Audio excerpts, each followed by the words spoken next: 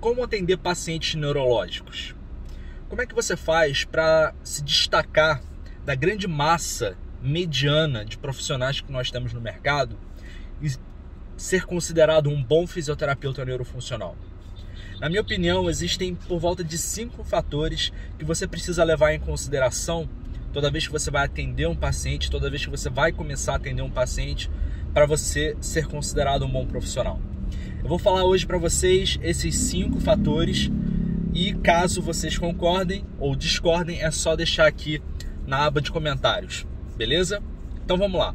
O primeiro fator é você ter empatia e entender o luto do paciente. Toda vez que você começa a trabalhar com um paciente neurológico, principalmente se esse paciente neurológico ele é um paciente agudo, ou seja, que teve a sua lesão há pouco tempo, todo paciente neurológico praticamente passa por um certo período de luto. Isso porque as lesões neurológicas, elas muitas vezes trazem acometimentos que são tão graves que mudam por completo o estilo de vida que a pessoa tinha anteriormente. Muitas vezes a pessoa ela dificilmente consegue recobrar os níveis de atividade e participação de maneira tão exímia quanto antes. Muitas vezes a pessoa que praticava um determinado esporte tem muita dificuldade em retornar a praticá-lo. E às vezes a lesão é tão grave que a pessoa tem dificuldade de fazer atividades simples do dia a dia, tal como fazia antes. Como tomar seu próprio banho, como se alimentar. Então, isso faz com que as pessoas vítimas de um acometimento neurológico normalmente passem por um certo período de luto. Esse período de luto, ele pode ser curto e a pessoa brevemente ressignificar muitas coisas de sua vida, mas esse período ele também pode ser longo. Cada pessoa tem um período de luto diferente e cabe a você, terapeuta, entender como agir perante esse momento de luto. Até porque muitas vezes a pessoa não pode se dar ao luxo de esperar esse período de luto passar para começar o programa de reabilitação. Mas, durante os nossos atendimentos, nós temos que entender como agir perante esse momento. Por mais que na nossa profissão nós tenhamos de tentar manter nossa energia lá no alto, para contagiar os nossos pacientes com nossa boa energia, para fazer com que eles se tornem produtivos durante o atendimento, nesse momento de luto, às vezes a gente tem que segurar um pouco a onda. Se a gente mantiver a nossa energia muito lá no alto o tempo todo e vamos lá, você consegue, você é melhor, vai, não sei o quê. Às vezes a gente está sendo um pouco invasivo nesse momento que o paciente está vivendo. E ser tão intenso pode fazer com que o seu paciente ele sinta que ele não está conseguindo alcançar certos pequenos objetivos que você propõe a ele. É delicado, mas você tem que pensar nisso. Então, seja empático, entenda através da linguagem corporal, da linguagem do paciente de uma maneira geral, do que fazer no momento certo, de como estimular esse paciente da forma certa. Se esse paciente for o tipo de pessoa que precisa dessa alta energia, tudo bem, mas calma. Se esse paciente não for esse tipo de pessoa, muitas vezes você pode ter um efeito oposto do que você gostaria. Esse é o primeiro fator. Respeite o luto do paciente.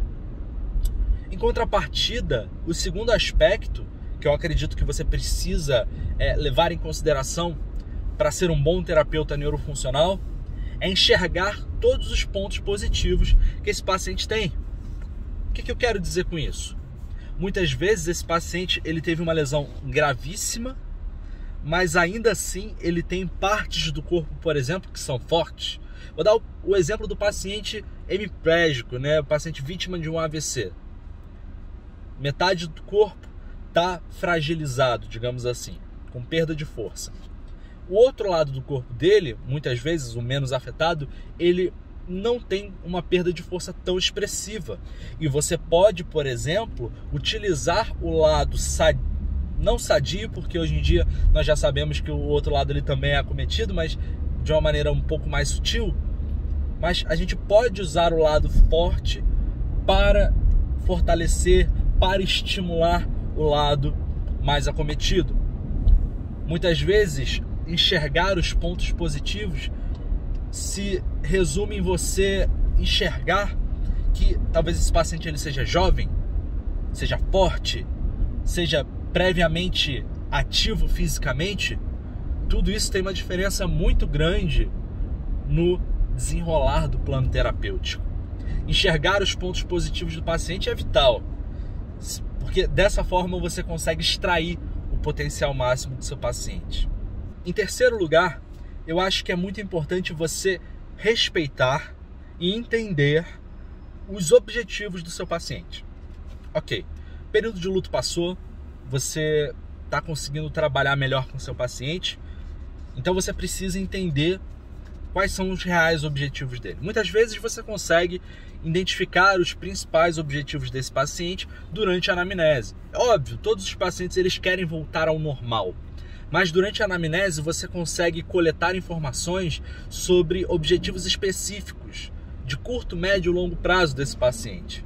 Como, por exemplo, voltar a se alimentar sozinho, enfim, fazer uma determinada atividade, voltar a caminhar, voltar a sentar-se sozinho, sem apoio de uma cadeira, por exemplo. Enfim, os objetivos podem ser diversos, ok?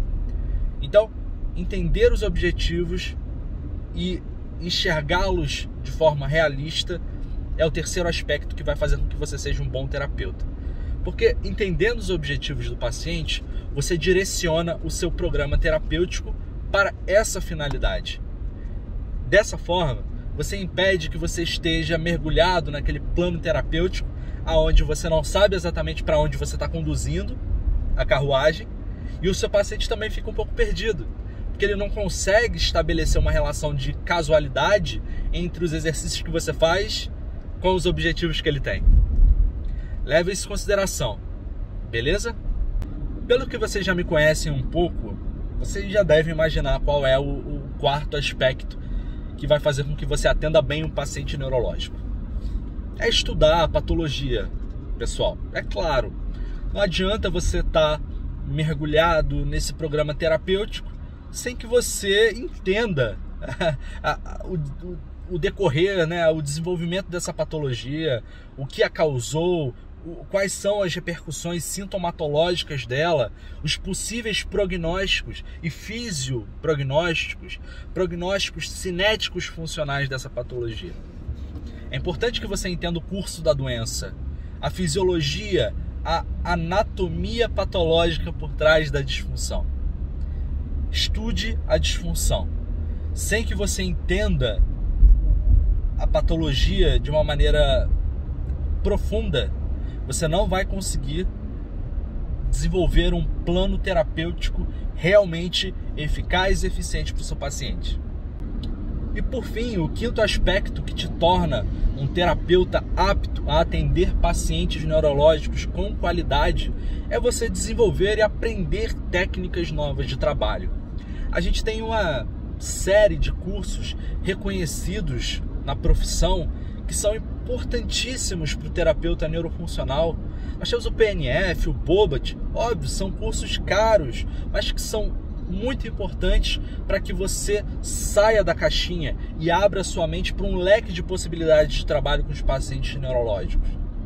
Eles ajudam muito você a expandir o seu horizonte de conhecimentos para que você explore o ambiente de trabalho com esse paciente, para que você explore diversas posições de trabalho. Então, esteja sempre pronto para aprender coisas novas. O estudo diário ele é importantíssimo, mas procure se especializar através de formações reconhecidas nessa área de atuação. Combinado? Bom, esses são os 5 fatores que eu acredito que são mais importantes caso você queira atender pacientes neurológicos. São os mais relevantes caso você queira ser um profissional reconhecido na neurofuncional pela sua expertise. Ok? Eu sou o Gabriel Miranda, eu sou fisioterapeuta neurofuncional há 7 anos, sou mestre em fisiologia e eu peço para que você curta esse vídeo, se inscreva aqui no canal se você gostou desse conteúdo, para fazer com que esse conteúdo ele alcance mais fisioterapeutas tais como eu e vocês, ok? Forte abraço e até a próxima.